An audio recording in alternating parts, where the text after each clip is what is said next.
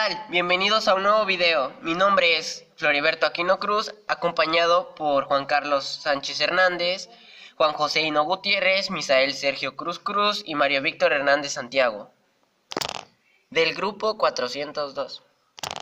Les explicaremos sobre la teoría sintética de la evolución. Comenzamos explicando en qué consiste la teoría. La teoría sintética de la evolución, también conocida como neodarwinismo, se refiere a las aportaciones científicas hechas a lo largo de los años a la teoría de la evolución de las especies. La teoría sintética de la evolución plantea que los conceptos de la genética son parte fundamental de la evolución y también integra los conocimientos paleontológicos y taxonómicos a través de los cuales es posible profundizar el estudio de los procesos evolutivos de las especies. Surge durante el siglo XX, desde 1930 a 1950, a partir de la fusión de tres disciplinas diferentes, que son la genética, la sistemática y la paleontología. Esta teoría puede resumirse de la siguiente manera. El proceso evolutivo, que se basa en los principios de la variabilidad de la descendencia y de la selección natural. El origen de la variabilidad son las mutaciones, que crean nuevos alelos, y las recombinaciones genéticas, que crean nuevas combinaciones de genes. Lo que evoluciona son las poblaciones y no los individuos. Las poblaciones perduran y cambian a medida que cambian las frecuencias genéticas de las poblaciones, mientras que los individuos mueren con el mismo genotipo con el que nacieron. Los factores que hacen variar las frecuencias genéticas de una población son la selección natural, las mutaciones, las migraciones y la deriva genética. Para que una población llegue a generar una especie diferente, ha de estar aislada de las otras poblaciones. Los postulados de la teoría sintética son: la evolución es el cambio de frecuencias genéticas del fondo o acervo genético de una población específica.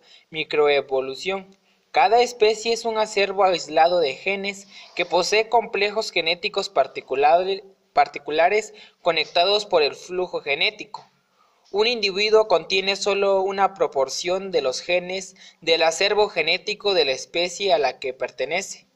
Un individuo de fenotipo más favorable contribuye en una proporción mayor de genes al nuevo acervo genético.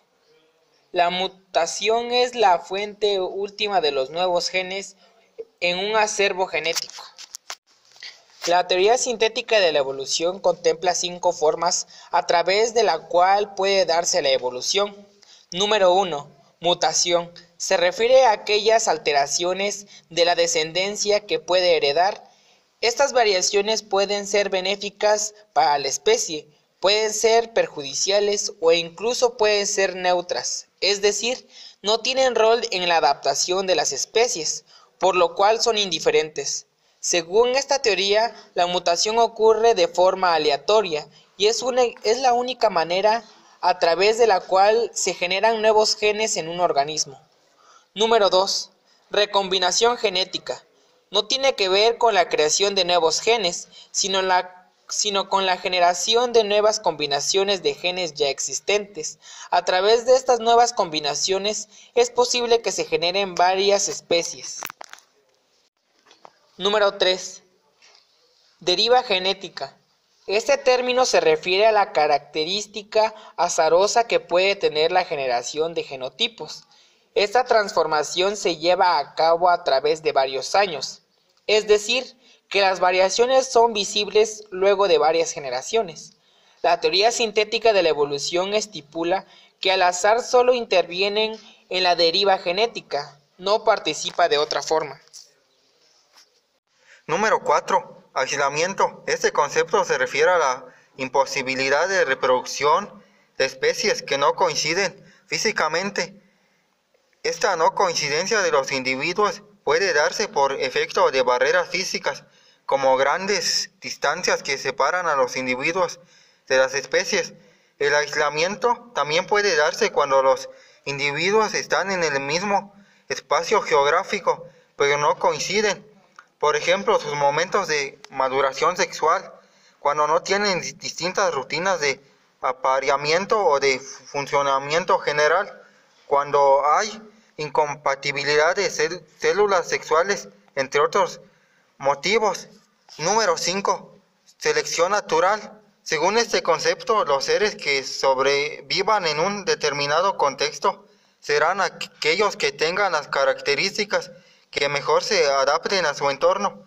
Cuando la reproducción se da, gracias a esa característica beneficiosa, los genes correspondientes a dicha característica se pasarán a la siguiente generación. Esto significa que a través de la selección natural es posible que se generen variaciones sostenidas e incluso nuevas especies.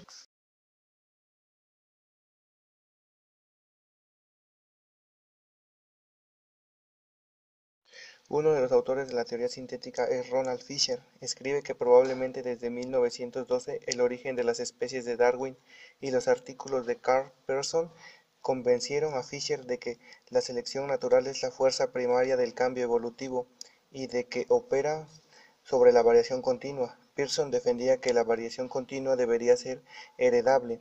Pensó que si no fuera así la cantidad de variación disminuiría. Fisher, a diferencia de Pearson, aceptó la herencia mendelina y la continuidad de genoplasma.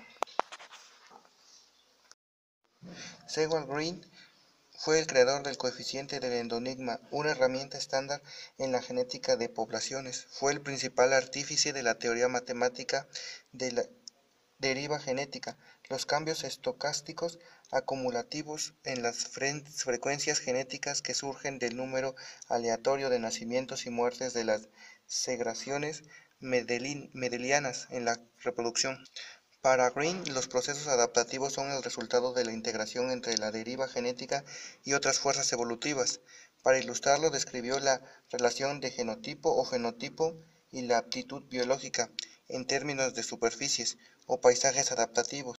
Alfred Russell, en 1889, propuso el siguiente escenario: cuando dos poblaciones de una misma especie han ido evolucionando por separado, adaptándose a cada una de ellas, las condiciones concretas de cada medio, con el paso del tiempo llegará un momento en que, si se cruzan, la descendencia híbrida estará menos adaptada que cada una de las poblaciones parentales, y ese punto, la evolución tendrá que eliminar estos híbridos. George Simpson. Simpson fundamentó el mecanismo causal de la evolución cuántica en la teoría de la deriva genética. Creía que las transiciones evolutivas más importantes aparecerían cuando pequeñas poblaciones se fijasen en combinaciones genéticas inusuales. Aptitud biológica, en términos de superficies o paisajes adaptativos. William Donald. Su mayor contribución fue formular una teoría genética muy rigurosa, que sostiene que el altruismo hacia familiares y la selección de parentesco tiene un origen genético. El impacto de su teoría fue enorme, pues implica que la moral tiene un origen genético, contrario a lo que la humanidad siempre había pensado, que eran las religiones las que hacían a un hombre ser común moral. John Burdon es considerado uno de los padres de las teorías modernas sobre el origen de la vida. Se encargó de erradicar el vitalismo del pensamiento científico, manteniendo que la vida pudo originarse a partir de la materia inerte. Para ello utiliza la analogía de los bacteriófagos, virus de bacterias, los cuales están a medio camino entre lo vivo y lo inanimado. Estos seres son parásitos obligados, es decir, únicamente pueden llevar a cabo fases esenciales en su ciclo de vida, tales como la reproducción, en presencia de otros seres vivos. Burdon propone que los primeros seres originarios sobre la Tierra serían similares a estos virus, ya que necesitan de la existencia de otros componentes que vagan por el océano, pero en ningún caso serían capaces de obtenerse por sí mismos. Cyril Darlington creía que los cromosomas eran los componentes celulares que transmitían la información hereditaria de generación en generación.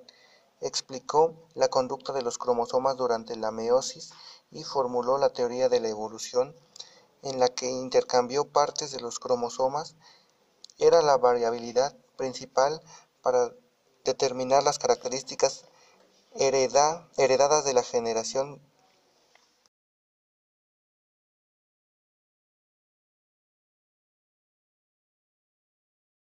Este es un ejemplo de la teoría sintética de la evolución, Imaginemos una población de moscas de la fruta, de las cuales la mitad tienen una mutación que las hace resistentes a los virus y a la mitad no tienen dicha mutación. Hay variabilidad si se produce una infección por estos virus. Las moscas que tienen la mutación sobreviven, mientras que aquellas que no la tienen mueren.